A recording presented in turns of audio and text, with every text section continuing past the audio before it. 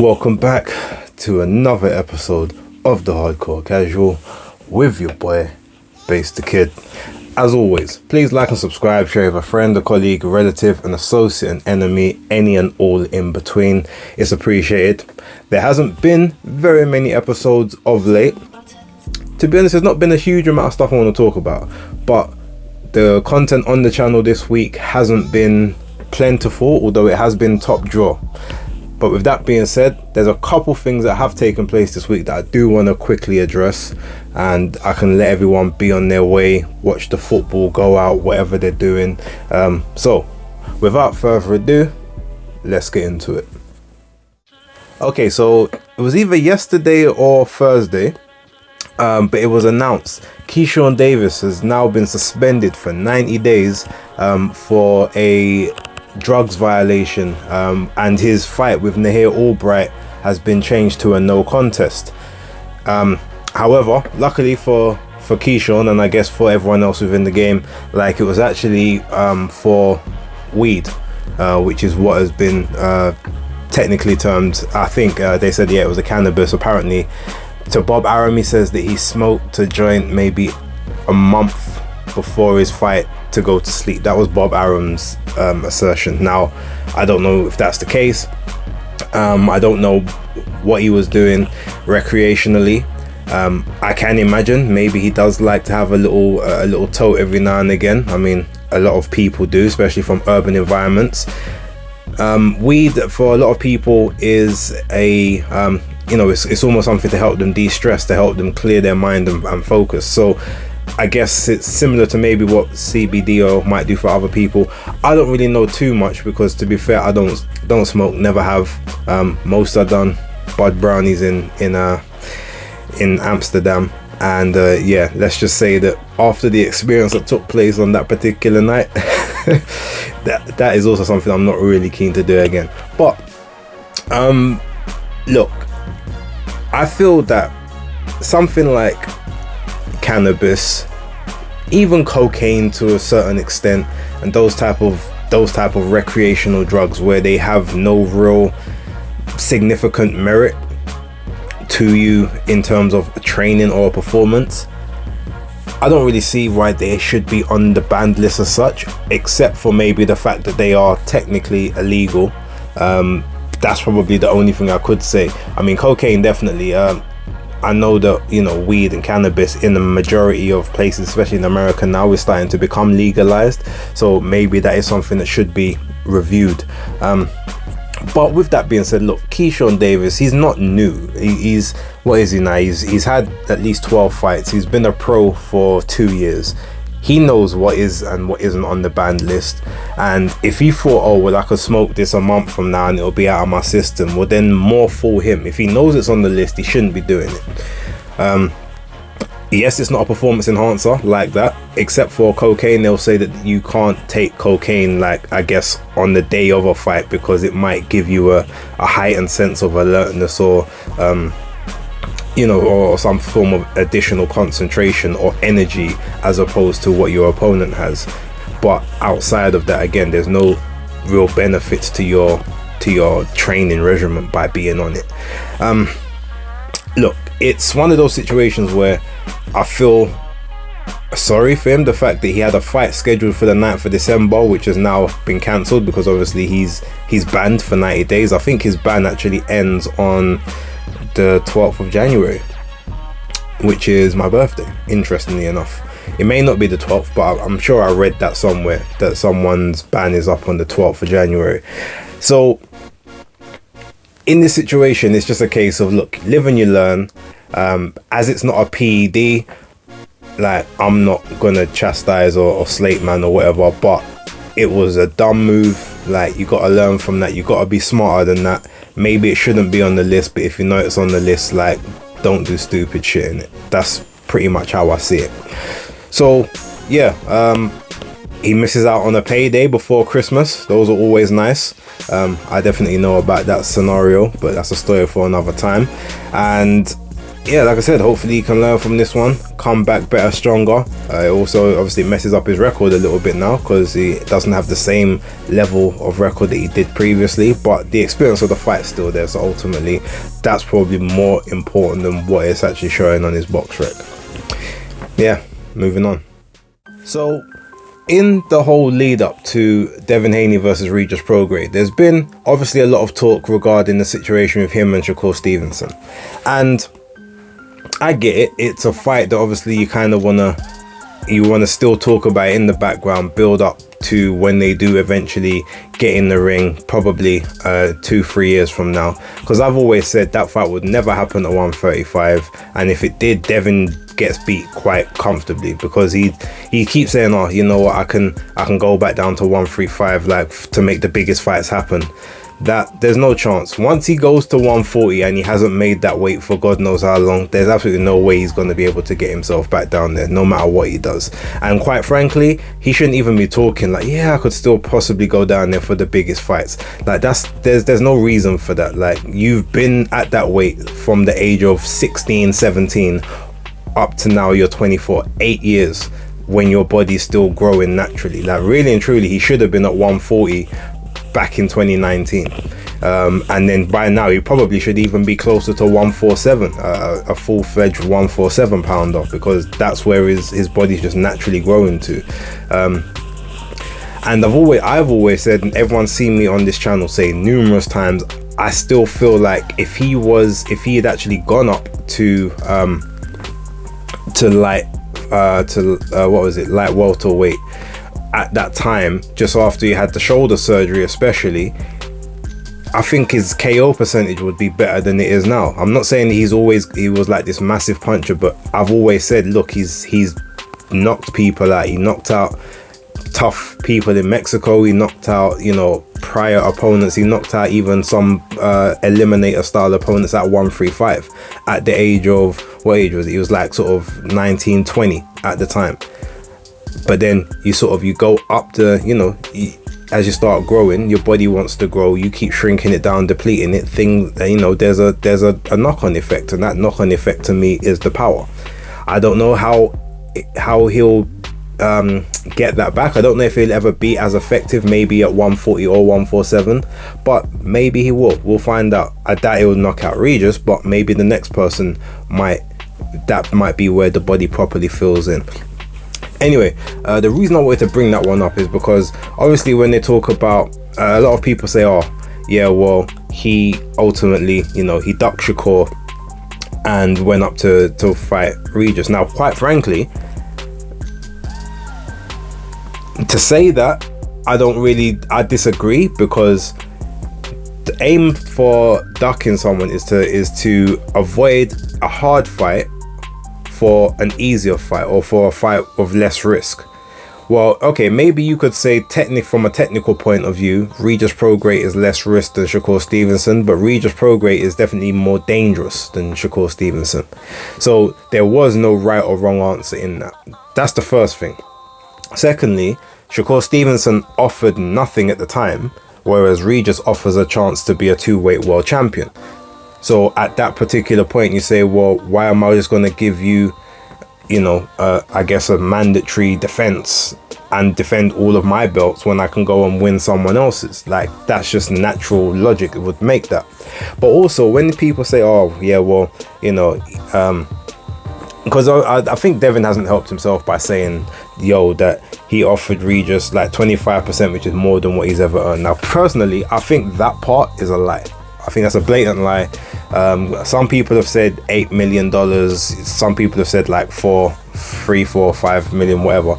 But I don't know if a fight between Devin and Shakur, makes $15 million, $20 million. If you would put up that kind of purse, $32 million, I can't really see it. But here's the thing. A lot of people act as if like Shakur Stevenson's absolved of any kind of blame in this situation. Well, let's look at the facts, okay? So you've got Devin Haney, who's publicly, we don't know if it's true or not, we don't know how real the situation is, but he's publicly on X come out and said, I'm offering you 25%. take it or leave it. Shakur says, I'ma leave it. I'm going to enforce my mandatory. Okay, well, your mandatory is for one belt. So even if, say, you got a 30% for that, or even 35, for instance, well, that's still for one belt, okay?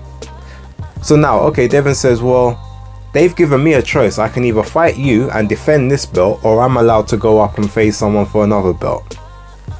You know what? Let me go up, because all my other belts, I still got those. Like, you've now enforced the mandatory for one solitary belt. You might get a 50% of that, or 60% of whatever pot you can generate now, but it's for one belt. I gave you the opportunity at undisputed. Now, Devin says when he went to go face George Kambosos in Australia twice, he took 22%, 22% of the fee, or 22 and 22.5% of the overall pot to go and face George Kambosos, which I think was somewhere between 2.1 and 2.9 million dollars US. Okay, so in that sense, he knew that he could beat George Kambosos, so he took the deal that wasn't favored to him in any way, shape or form, went, done the business, became undisputed. He unified his belt with the belts that George Kambosos had. Now, if Shakur was as confident as he should have been, which I believe that he feels very confidently, very strongly that he can beat Devin, but if that's the case, why wouldn't you take the 25%? Okay, so what, you don't want to be the massive B-side to Devin, but Devin's done everything at the weight class that you're trying to achieve. Okay, yeah, you're a two-weight world champion, granted, but the last time we checked, you were a disgraced champion on the scales in your last fight at 130. You had two belts. It was unified with two belts, and he lost both of them on the scales because he couldn't make weight. So when you do something like that, that puts a little bit of a tarnish on you and your reputation. So at that point, if you're then being offered the chance for undisputed, take it. And if you think that Devin was chatting shit and that he didn't really want to fight you and it was all a publicity stunt, well, then just say yes. Because at that point, now he's got to make a move. He's got to do the adjustment. If he starts messing about, finicky here, there and everywhere, then you can just put, all right, yeah, okay, look, I said yes to the 25%. He don't want to fight me. So you know what I'm going to do? Now you're going to either have to fight me or give up one of those belts.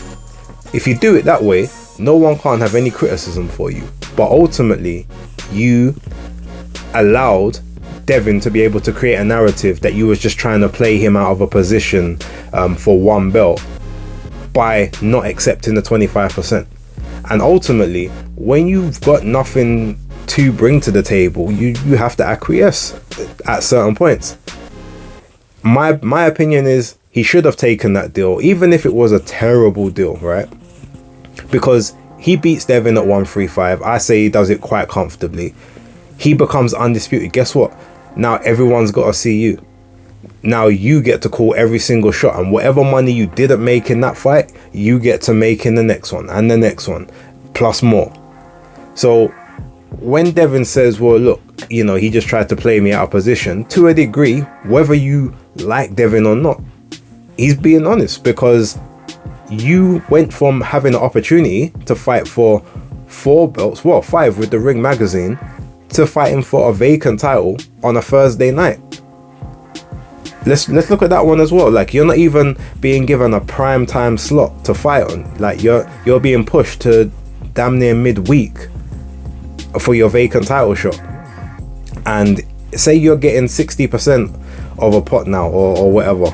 Well, even if you was getting 75, now you're getting 75, your opponent's getting 25, or 70-30. But the pot is now a lot lower because you're fighting Edwin De Los Santos, who has absolutely no profile in the US. So you're already making a lot less money than you would have made to face Devin, or the same amount of money that you would have made to face Devin. But this time, there's 3 less belts on the line.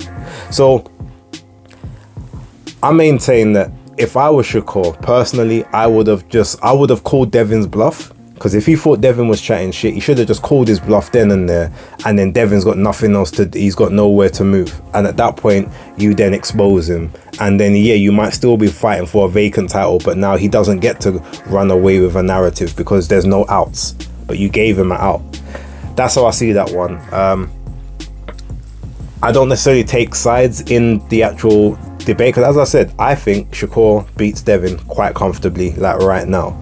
But in this situation, while Devin, I do believe, is lying about the amount of money that was on offer, the fact of the matter is he did put out an offer publicly for Shakur Stevenson for all of the belts and 25%, and Shakur Stevenson publicly declined it.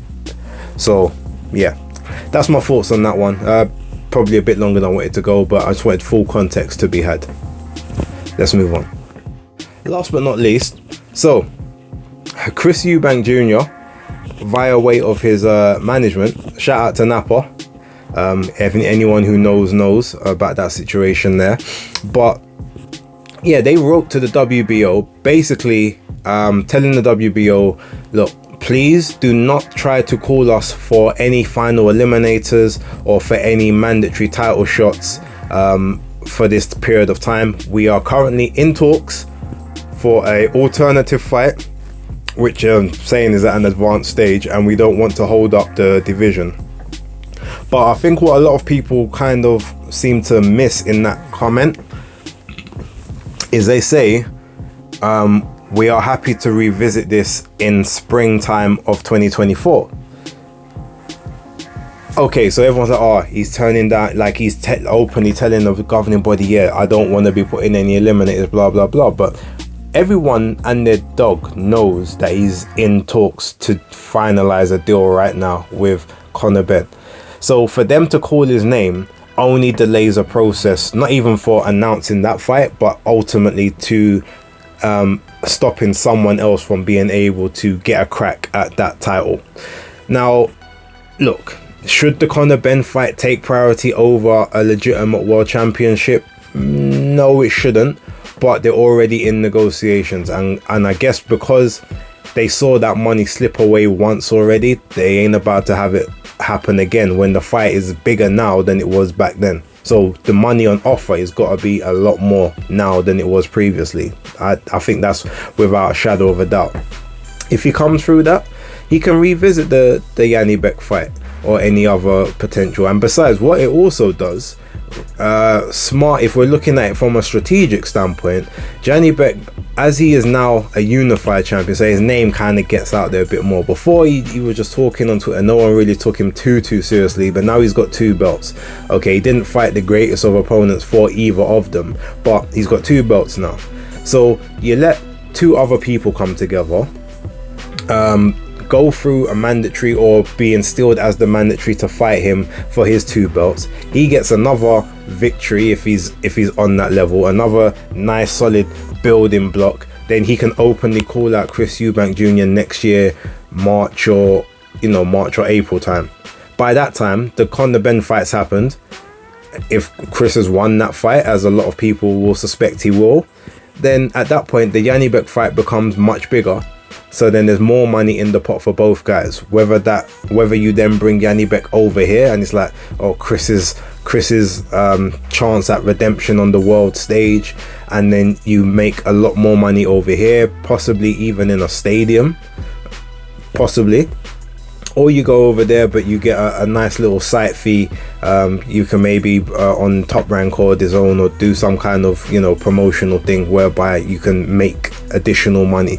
So while the optics of it look crazy, the fact that they've said it, I actually don't mind, for the simple fact of, well, we already know he's deep in negotiations for another fight, which is almost over the line, ready to be announced. So there's no point calling his name for something else, which is just going to either delay his fight being official and finalized, or it's going to delay someone else being able to fight for those titles. And as we've seen at heavyweight and as we've seen at middleweight, it's not fair when the people that are paying their sanctioning fees and are climbing the ranks or whatever are being made to wait inordinate amounts of time to get their crack, especially if they're in a position to have earned it.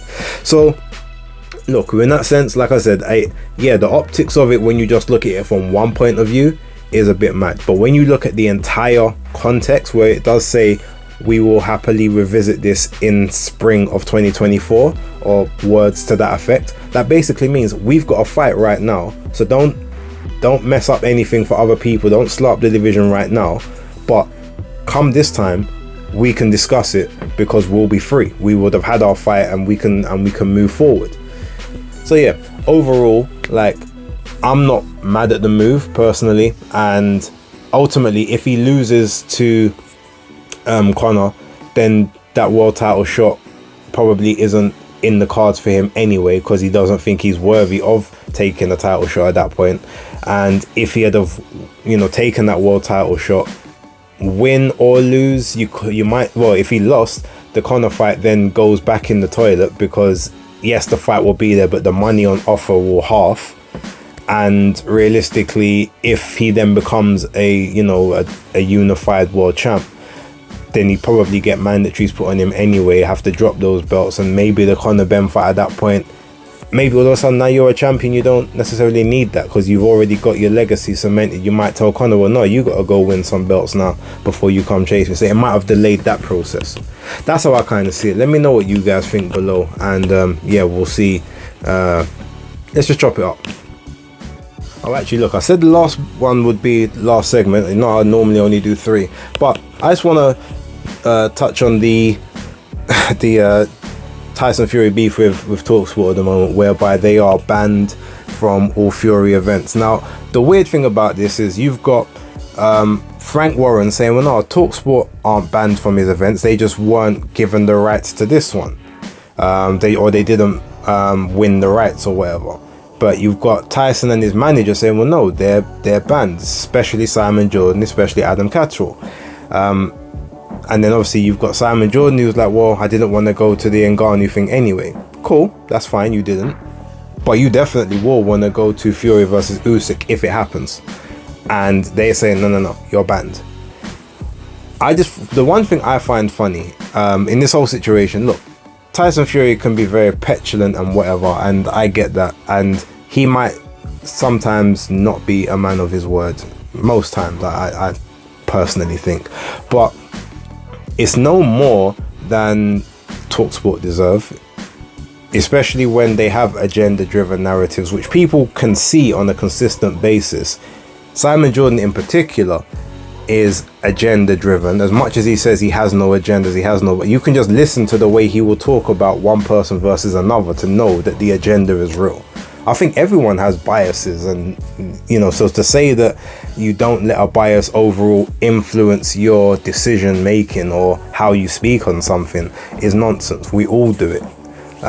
But it's like, it's good in the sense that now you're finally letting someone know that, look, you can't just have impunity to say what you want to say, how you want to say it, and think that you're just constantly going to either be given access or you're going to be given favoritism.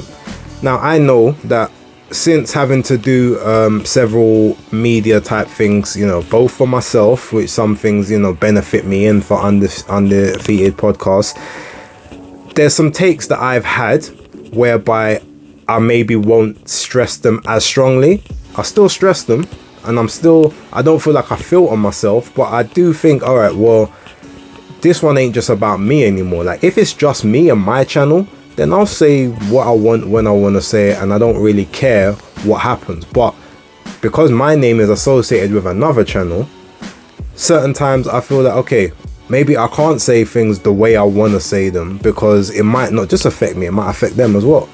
I hope they think the same way, because if I'm out here doing interviews with people and then they're on the other channel slating those people crazy or talking wild reckless, if that blows back on me, then that doesn't just affect like their access, it affects mine and my channel. And ultimately I got to look out for number one, which is me. So in that sense, I feel like it's right that Simon Jordan is finally given a taste of his own medicine, because he always says, especially for people that are supposed to be in such a tough sport, they've always got such a thin skin, and they can't take criticism. But anytime that someone's criticized Simon Jordan, he flies off the handle, and there's all sorts of multi-syllabic words that he decides to use as a way to show his disdain for that person, and and everything in and between that. He literally goes off on a diatribe about this person being childish, and you should do better, and you should know better, and blah blah blah. But that whole thing when Eddie Hearn criticized him about bankrupting the company, bankrupting Crystal Palace and whatnot, he's like, well, you want to be careful about throwing around those baseless accusations, because you can find yourself in some serious bother. Oh, so half of the criticisms and the accusations you throw at Eddie Hearn and Tyson Fury and Anthony Joshua, that are all baseless, and what, you're just allowed to do it with impunity? But when someone else sticks it on you and tells you something that you don't like, all of a sudden, you want to spew froth at the mouth, and you want to be careful because a lawsuit could be coming your way. Like, behave, innit? If you can give it, you need to be able to take it as well. And that's just like, ultimately, that's what it is, realistically. And I occasionally watch some TalkSport stuff. The benefit is when you've got people, I guess, like Spencer Oliver or Ade, whereby they have other channels that they can report with. So even if you ban TalkSport, well, Ade's okay because he'll work with them via the zone, kind of thing. Spencer Oliver obviously works with Boxer, so I don't know if they would get that access, but maybe he'd be able to do that. Whereas someone like Adam Cattrall, he's just TalkSport and he's Fight Disciples, so that's just that out of the window. And Simon Jordan is just TalkSport, so yeah, again, his words are coming to bite him, and I know that he's gonna be trying to retract and counter some statements and trying to walk back some stuff just in time for if that Usyk fight does happen, because I've seen him do that before. I don't find him as a particularly nice individual in that sense. He does say certain things that I have agreed with, and he says a lot that I find just ignorant, and just because he says it in a very eloquent way, that all of a sudden he makes it as if it's fact. And whereas there's people who ain't gonna be interested enough to do the research on what he's saying, they just take it as narrative. But yeah, there's a lot of inconsistencies that he comes out with, and they are wrong. So taste of his own medicine, it is what it is. And for TalkSport, well, they need to obviously do better in their sense. Obviously Eddie Hearn has said, well, it's a slippery slope if you start banning media outlets and stuff. He said there's been a few times he's wanted to consider it, but ultimately he knows that at times you got to play the game. Like, if you give them access, it gives you exposure. Now, if that means that occasionally you gotta sort of bite your lip for the betterment of the business, then maybe that's what you gotta do. But I guess from a Tyson Fury perspective, he's thinking, well, I'm not going to be in the game that much longer, so I don't need your support or your coverage. Like, whether you've got 1.2 million people that watch you or not, I've got a couple more fights and then I'm out the door. So I'm going to do other things that don't need your involvement in order to be successful. So screw you. And on this particular occasion, I do make him right. Like, everyone's got a right to say what they want to say, but understand, consequences are consequences. I've said it on this channel before about myself.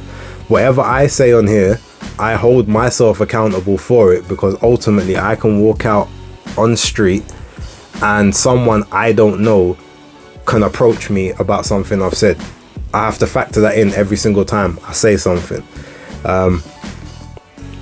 There was a scenario I was about to give you, but we're not gonna get into that. But yeah, the fact is, I have my face here, so I know ultimately I'm visible. Whatever I say, I'm not protected behind behind images on a YouTube screen like it's me. Whatever I say, I stand on it. If it gets me in trouble, if it means that I gotta then have conversations or otherwise with other people as a result of what I say, it is what it is. And that's what I accept. So Simon needs to do the same thing, and yeah, just accept the fact that you overstepped your mark on a couple of occasions. Now you've been reprimanded for it. Just learn from it. Simple as that.